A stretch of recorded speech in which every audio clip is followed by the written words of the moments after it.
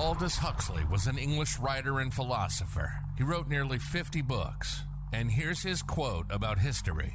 That men do not learn very much from the lessons of history is the most important of all the lessons of history. Welcome to the History Slices podcast, a mother-son duo discussing awesome bits of history. We prove on every show that history is not boring, entertaining, yet stimulating. This is History Slices. And now, here's your hosts, Jacob and Rachel. Hi, Jacob.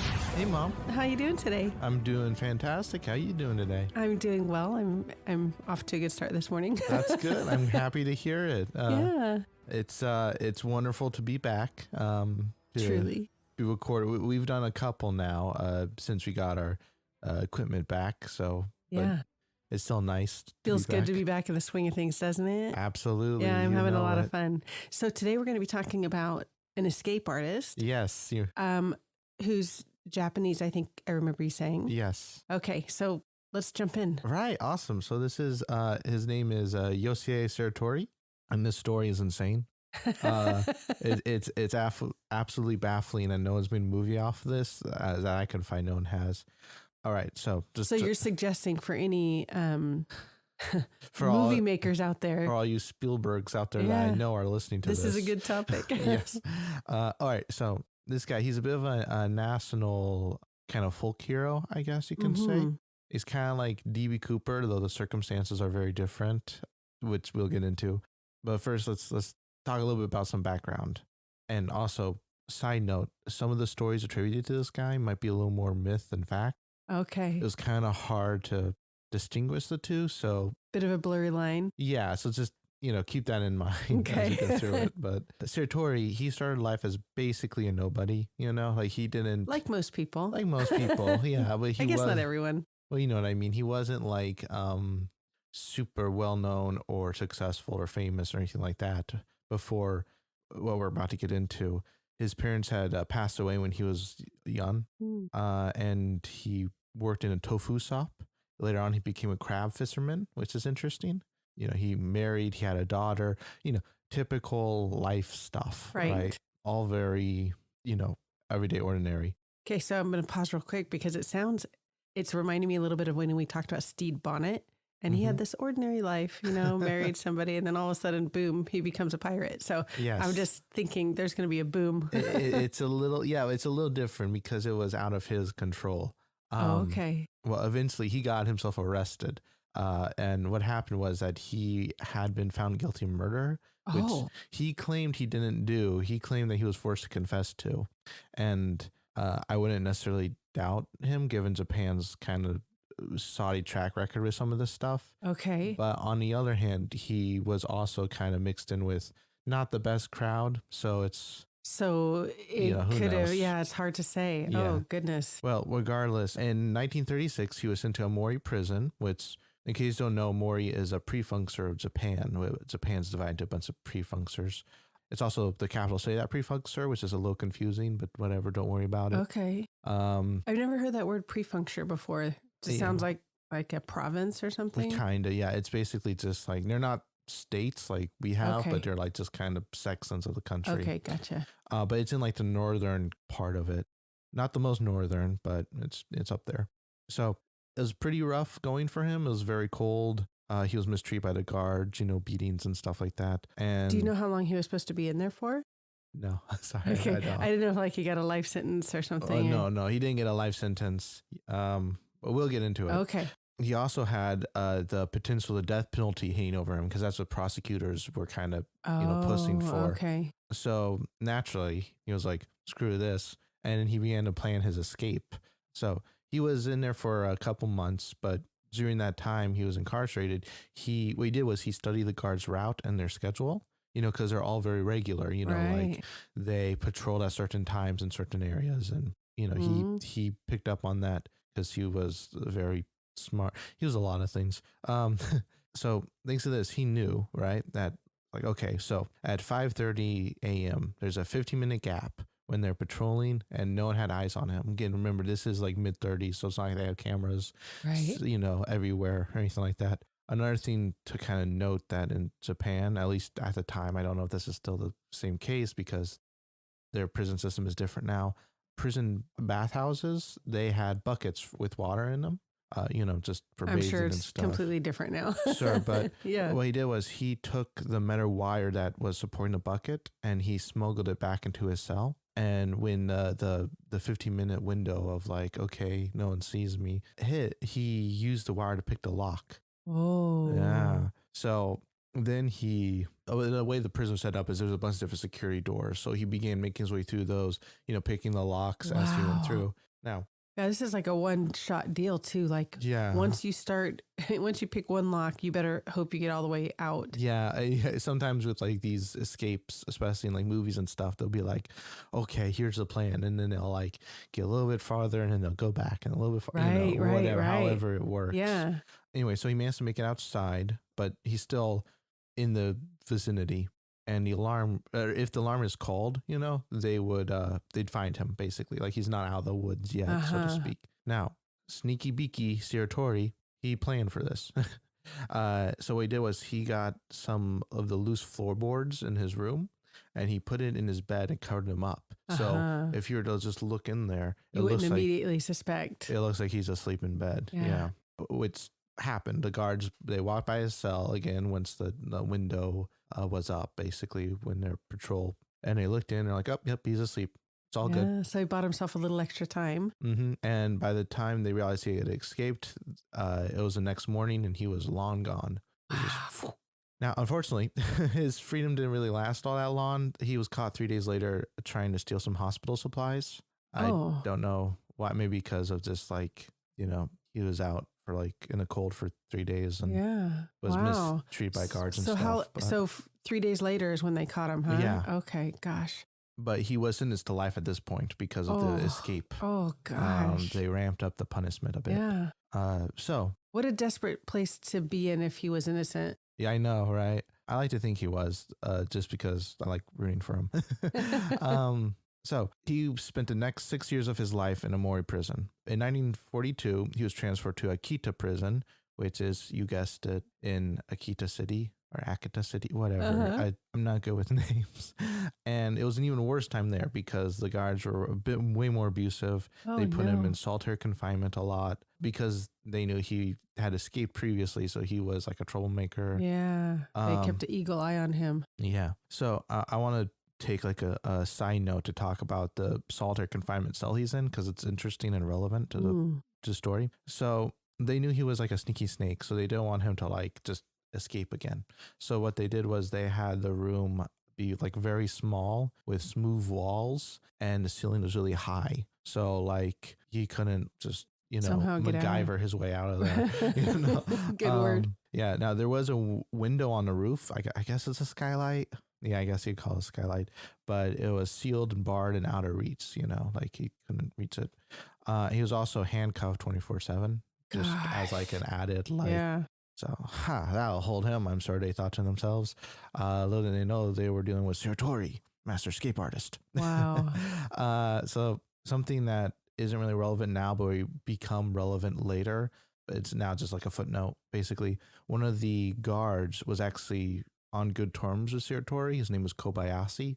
They were like, I can't remember if he was like the head guard or what. He was like respected. He was a respected person, but like he didn't mistreat Shiratori. So Shiratori kind of liked him, and Kobayashi would like bring him like food and other stuff. So they're on like relatively good terms. So kind of friends. Well, how did he get out of this one? Well, for one, he knew how to get out of handcuffs, which the guards didn't know that he knew. I wonder how he knew that. Like, how does somebody get to know that if you don't either practice it or you've been in this situation before? I know that you don't know answers to these. These are just more like hypothetical questions. No, if he's a completely innocent dude, how does he know how to get out of handcuffs? He has a very strange skill set for someone who fist crabs his life.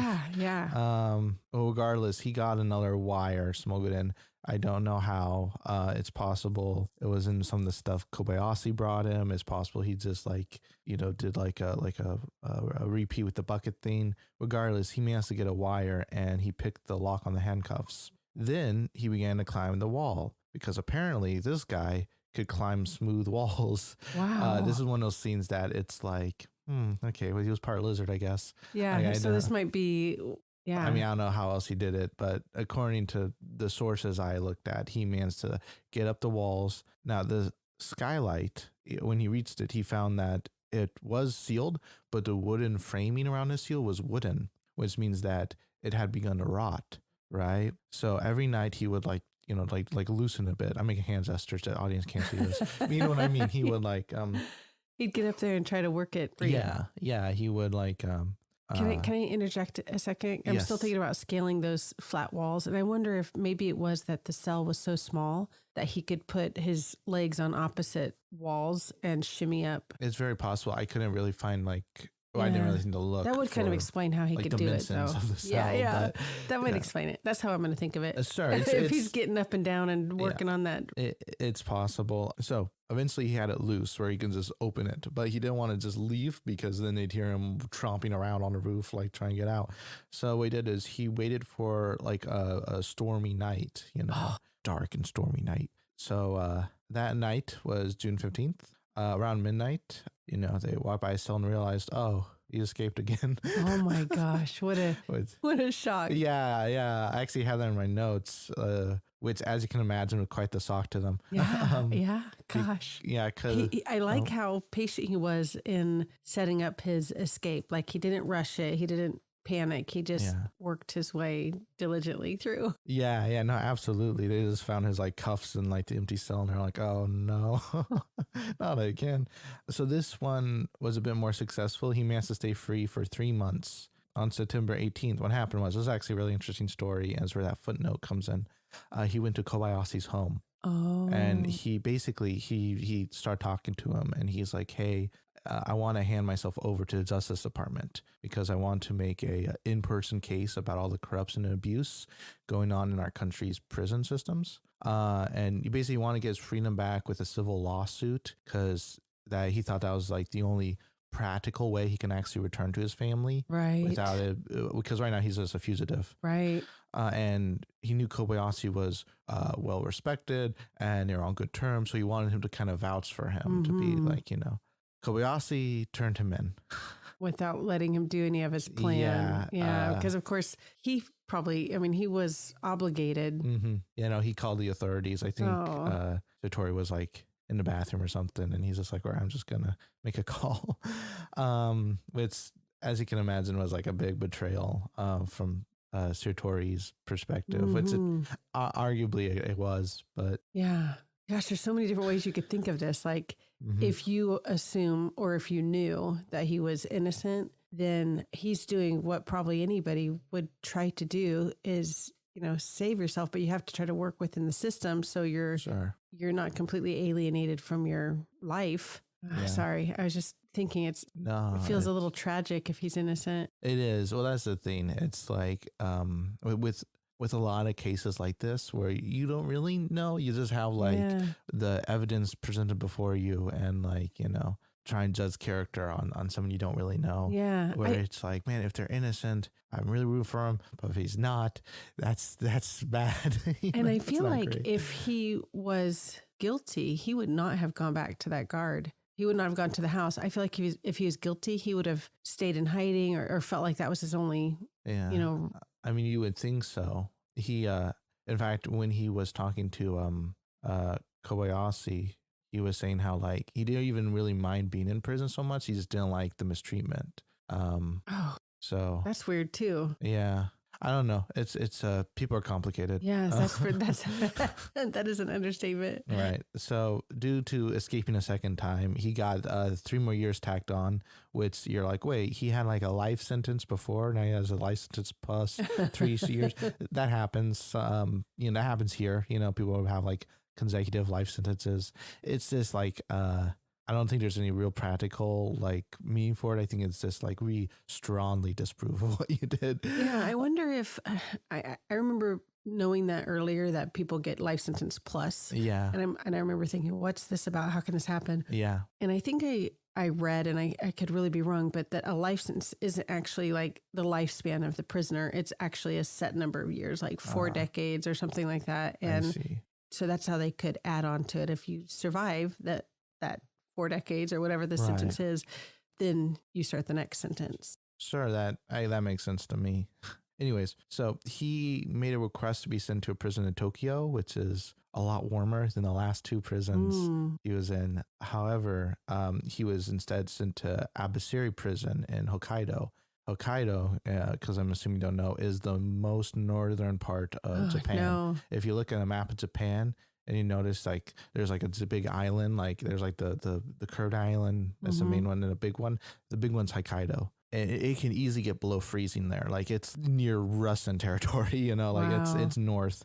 So fun fact about Abasiri prison. No one before him or since him has escaped from that prison. So just keep that in mind. Okay. It's like Alcatraz or something like that.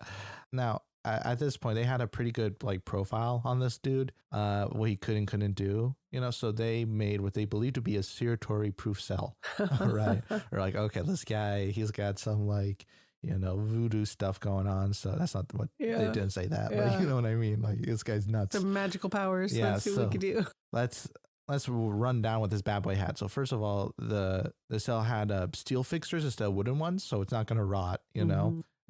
The bars on openings were smaller than he could fit through. His handcuffs were made out of iron, so he couldn't break them. He was apparently strong enough to break normal ones, or so the story goes. Wow. Again, a lot of stuff is attributed to this guy.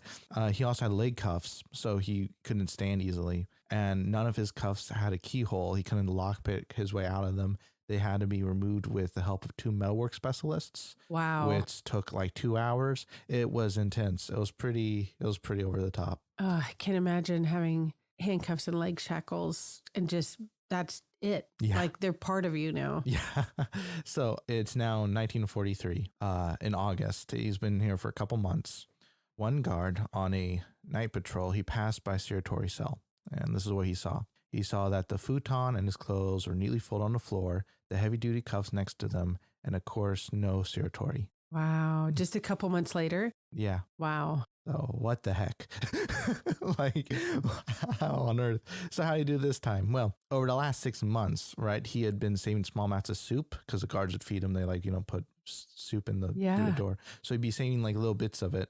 And every night he would splash the soup on the frame of the inspection window as well as cuffs because he was a smart cookie. He knew that the salt in the soup would over time oxidize the metal bolts and screws. Mm-hmm. Who thinks of that? Who would think of that? What a long game. Yeah, I know. Right. So the first screw came out after like a month and he used it as like a makeshift screwdriver, which kind of helped. He MacGyvered his way out of it. That basically is incredible. Wow. And so that's how he got out of his cuffs, basically. He just kind of loosened them. And then he managed to get to the inspection window, despite his size, because he was able to dislocate his joints. Oh, my gosh. Which you can do. It's not many people can do that, but it is a thing that people can do. So once he was outside, he climbed out a broken window, which I guess was just there. And that was that. Oh my gosh. Right. At this point, it's kind of like, okay, you win. Go like ahead. At this point, if I was Japanese government or whatever, I'd be like, all right, you're hired. Because you're clearly like a uber badass. That's keep escaping. Amazing. Yeah, right. He was, it's a crazy like movie thing. Now, he was on the run. He spent a while as a hermit living in an abandoned mine out in the mountains of Hokkaido because he was still wanted and stuff, but he didn't really want to return to civilization because he'd just be caught again. Mm-hmm. So he kind of was just living out in the wilderness a bit, all like, you know.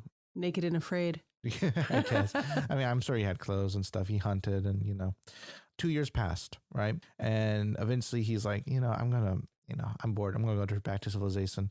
By the time he returned, the war was over. World War II, that is, because obviously that was going on at the time. Yeah, I was wondering about that. Yeah. He figured that there wasn't really much point in hiding anymore because the Japanese authorities, they had bigger issues going on, you know, with America more or less occupying, I suppose. He headed down south to finally reunite with his wife because he's like, and his daughter, he's like, all right, I think am I good? I think I'm good.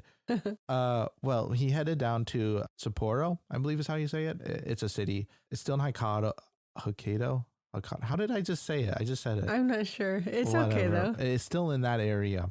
but it's a bit more south. It took him around like 50 days to like get there, but he wasn't really hustling or anything. So, and he was like walking, you know. Yeah. I wonder if he was trying to just also be stealthy. Maybe, yeah. He was pretty hungry, you know, at this point, because he's just this homeless fugitive walking across the country, basically. So he tried to get a tomato from a field, only for the farmer of said field to think he was stealing, and a whole like fight happens. Now, normally this would be funny, right? It's like, oh, I didn't know this was owned. Sorry. However, it's not funny because in the scuffle, the farmer, according to Shiratori, he was accidentally stabbed with his farming instrument. I'm not sure what exactly it was, and bled out. So Shiratori was arrested again, and once they realized who it was that they had in custody, they sentenced him to death. Oh, gosh. And in 1947, he was sent to Sapporo prison on death row. So there's bad luck all around. Yeah. Now, at this point, I can see why after the death of the farmer and all the escapes, and I mean, even if he's innocent, it's unfortunate that, you know. Yeah. He claimed it was self-defense, that it didn't, you know, it was just like an accident. He didn't mean to hurt him. Yeah. But the authorities weren't having any of that. Now, at this point, Shiratori, he's pretty infamous. You know, everyone knows that it's very easy for this guy to escape prison because he's done it 3 times now. So in his 4th prison, what they did was they had 6 armed guards watching him 24/7. Holy cow. Right. As well as nightly searches when he was in a bathhouse of like his cell, just to make sure he wasn't like contrabanding anything, or, you know, he wasn't cooking up any crazy scheme. Yeah. He wasn't like making like some sort of like acidic thing to like go through the walls, or, you know, I don't know what this guy could do. And at this point, I'm sure they're thinking he's probably pretty dangerous since he's killed somebody now. Yeah. And his new cell, it was like the one in Abasiri prison, but more so. Like the doors, the bars, all the windows, they were reinforced, right? The openings were shrunk down to be smaller than his head. So, because you might be able to dislocate your joints, you can't dislocate your skull, you know, like that's, we're good on that regards. He didn't have any cuffs though, because they're pretty confident about everything else. They're like, okay, he ain't getting through this. So we're good, despite having like 6 armed guards. But but he could have got through any cuffs anyway. So why bother? I guess. Yeah. Now, it was believed this time that he was depressed. He had started staying in bed all day, right? And why wouldn't he, right? Seriously. It's now winter. He's getting older. He's not exactly at his prime anymore. His execution is looming. It seems to be unavoidable. Can't seem to escape. Who wouldn't be upset, right? Yeah. Well, the guards started to get annoyed at him for not getting up. They're like, this guy, you know? So they went in to give him what for. And that's when they realized something. He was dead? A bunch of wooden planks were in Shiratori's bed, giving him the illusion that he was there. He had escaped again.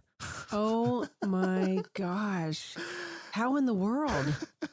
So here's the thing. When searching his room, when he was in the bathhouse, the guards didn't think to check under the futon, or because he had subtly trained it, because he kept looking up at like the ceiling and the windows, like, oh, how am I going to get out of here? So they kept looking up there. They didn't look under the futon where he had removed the floorboards and dug a tunnel. Oh my gosh. Because again, this is like a late 40s Japan. They have like wooden floors, right? And yeah, this was, by the way, this was their most try-hard prison for him, and it was the easiest escape for him. Like, it was crazy. Yeah, because he didn't have any shackles to get through first. Yeah, so he just had to start digging. He just had to like keep them distracted, basically. Yeah. So I wonder where he put like the dirt that he dug out. There must have I actually have an answer for that. Oh, cool. Basically, the I don't know what you call it. The way that their buildings are constructed is that there was like a bit of like a crawl space underneath the floors, but before the dirt. Oh. I'm not entirely sure what the crawl space is probably. Yeah, what the function of that is, but but probably is to crawl. I bet, because even like there are crawl spaces under houses and stuff. There's space, so that's where he shoved the dirt. Yeah. Mm-hmm. Wow. Yeah, no, I know that was like that was a question I had too. Like, wait, where did the dirt go? But I wonder why. Like, if you could get into the crawl space, why not just crawl your way out? I don't know. I guess it wasn't. Maybe it wouldn't take him far enough away to, I don't know. I guess escape. I don't know. He just ended up in the prison grounds. Yeah, somebody just pop out in the middle of like the field. Everyone's looking at him like a gopher. So a year passed, right? They didn't know where he was. They didn't know what had happened. And this is the most movie-esque part of the story. This is why I want to make it into a movie, because this is a crazy scene that happens, right? Okay, so Shiratori, he's chilling on a bench, right? He's tired. He's like, this is a crazy life I lead. You know, I want to, rest. I don't want to keep doing this. A random policeman sits by him, right? And apparently the policeman's just looking for a place to smoke. Like, it wasn't like any, like, he didn't recognize he didn't know him who or he anything. was. Yeah. No, he was just like chilling too. And they start talking about what, who knows. But eventually the policeman, I'm sort of really awkward because Shiratori's like, oh no, it's the cops. And this dude's like, hey man, what up? He offered Shiratori a cigarette, and this was mind-boggling to Shiratori. Now, so he wasn't recognized. Obviously, that's probably when. Yeah, but why this was so mind-boggling is because in Japan at the time, cigarettes were super expensive. They're like high class kind of. They're like a luxury item. So for this random person, someone Shiratori had no trust in, because he's been burned once with Kobayashi before. All the guards he's known have been abusive. So he has a very low opinion of authority figures. And for this random policeman to just offer this stranger who he doesn't know, like this, a nice gift. Yeah. It was crazy to him. It was absolutely bananas. And it moved him so much that he kind of broke down and he told the policeman everything. Oh. Like the whole story I just told you, he told the policeman. Wow. That does feel like a movie scene. Right.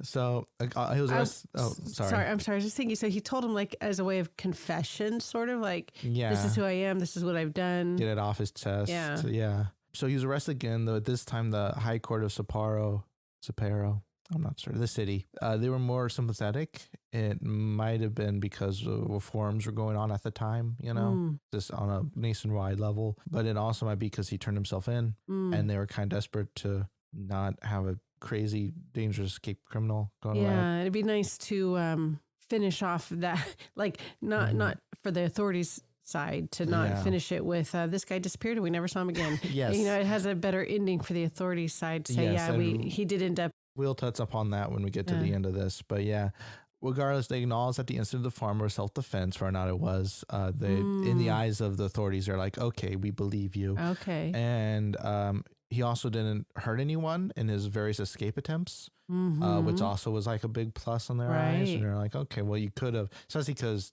he was being beaten and stuff. He didn't go after revenge or anything. He didn't because he could have easily done that, because and also escapes, they didn't realize he had escaped until he was gone. Yeah. So they changed up the death sentence to just 20 years, which is still a while, but it's, I guess, better than death. And it was fine by him, especially because they allowed him to be in a much warmer Tokyo prison. Oh, wow. So he's like, cool, I'm good. And so it's kind of a compromise. Yeah. And he was a model prisoner this time because the guards were abusive and everything else. In 1961, 14 years later, he got parole and he went to go visit his daughter for the first time in a long time. Unfortunately, his wife had passed away by that point. But what a life. Right? And eventually he just kind of passed away from old age. But wow, what a life story. Right. Completely dominated by this prison thing. Yeah. This dude, right? He's like a legend in Japan. He's very famous. I'm not sure if anti-hero is the right word, given like the connotations that come with that label. Yeah. But the people loved him. At Abasiri Prison, which is now partly a museum, there's an exhibit celebrating his daring escape. He's great. There's like a I don't know if it's, I don't think it's wax, but there's like a figure of him like kind of climbing up on like the rafters to like get out stuff.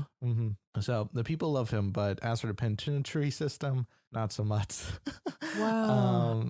Japan has, and I think a lot of countries are like this, but Japan especially, they've always been very big on image and avoiding national embarrassment. And this was, at least in their eyes, a very big embarrassment. Because he kept succeeding in escaping. Yeah. Oh, well, that's life. Yeah, honestly, seriously. So I wonder what it was about him that the people loved, because they must. It was probably just the underdog effect. Yeah, and thinking he's innocent, or I guess maybe even if he isn't, he's managing to beat the man or whatever you would call it. You know, he'd using beat the his system. brain and stuff to get out of things. Yeah. So you can see why I kind of compared this guy to D.B. Cooper at the beginning of this, in the sense that like he's a bit morally ambiguous, and he's definitely like a bit of an outlaw, I guess you can say. But he's very, I don't know, he's a very intriguing person. He is, and because he kept kind of coming back to try to set things right, like kind of, yeah, like whether it was going to that first guard to try to fix it, or just very, very fascinating. I feel like I had a question. Oh, I'm forgetting what he was in there to begin with. Yeah, fair enough. After all that, he was charged with murder, which he claimed he didn't do. He claimed he was forced to confess to, basically. Oh, right, that's right. They needed, according to Shiratori, it was a case of like they wanted a quick kind of conviction because the public's attention was on them, and they didn't want to look too incompetent or whatever. Which happens sometimes. Yeah. It shouldn't, but it happens sometimes. On the other hand, we don't really know because he was in with a bad crowd, you know, like you said, early on in his life. Yeah. But wow, that's super fascinating. Mm-hmm. I wonder, are there books written about him or? Yeah, there's a bunch of stuff on him, like online and stuff. His whoever, this is a side tangent, but whoever wrote his Wikipedia article needs to go back to that because it's really sparse. Like a lot of the information I got was from the sources, you know, which is how you should do Wikipedia research. Yeah. But it was like the actual like information was a lot less than this. It was like, and then he escaped here and here and here. Yeah, and it was very sparse. Like, well, hold on. So then you had to dig in. Details. Yeah. Oh, that's really fascinating. That's something that, like, if you ever get to go to Japan, it'd be cool to go to that museum you were talking about. Yeah, it would be. Yeah, very cool. I wasn't sure what to expect with this one because I was thinking escape artist, and I'm thinking somebody who Harry Houdini. Yeah, somebody who does it intentionally as a spectacle. You know, watch me get out of these handcuffs or whatever. You know, not somebody who is trying to escape literally prison. Like, no, absolutely. And multiple times that went a totally different direction than I thought it was going to be. Very good. Yeah, well, it's like it's one of those things that like is kind of on as far as attention goes, right? There's several different layers. There's local, or like people in the area know about it, but everyone else, who knows? Then there's like a national, where it's like people in the country know about it, and that's where Shiratori is. And then there's international, where it's like everyone, regardless of which country you're in, know who the president of the United States is, right? For example, or who the like Queen of England is, you know. And this is on like being in America, we don't hear about these type of people. That's not on our radar at all. No, because there's no need. There's like no reason to know about it. You know, it doesn't come up. So I thought it was interesting and wanted to kind of like shed some light on that. You know, introduce this person to like a new audience, I guess. And what's really cool about that too is that as you're telling the story about this guy in Japan, I don't have the same background knowledge that I have like here, even though I don't have great background knowledge of our justice system in the 30s and 40s. I really don't know, were they assigned lawyers back then?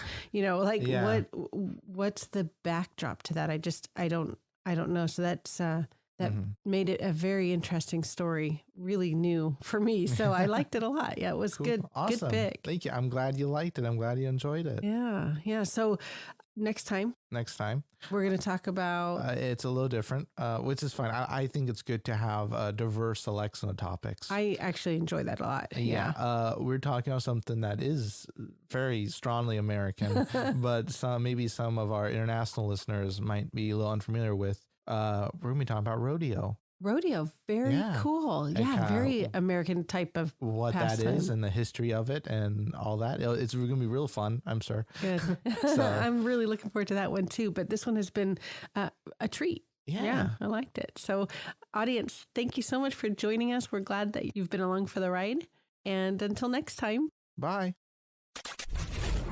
Confucius once said, "Study the past if you would define the future." You've been listening to the History Slices podcast with Jacob and Rachel. We hope you've gotten some useful information from the show. We hope we made you think, and we hope you were entertained. We know we had fun. And we'll be back soon. But in the meantime, hook up with us on Facebook at History Slices and on Instagram at History Slices Podcast. Make sure to like, rate, and review the show. And tell a friend about the show. That'll help us out too. One more quote before we go from Michael Crichton. If you don't know history, then you don't know anything. You are a leaf that doesn't know it's part of a tree. Till next time, this is History Slices, signing off.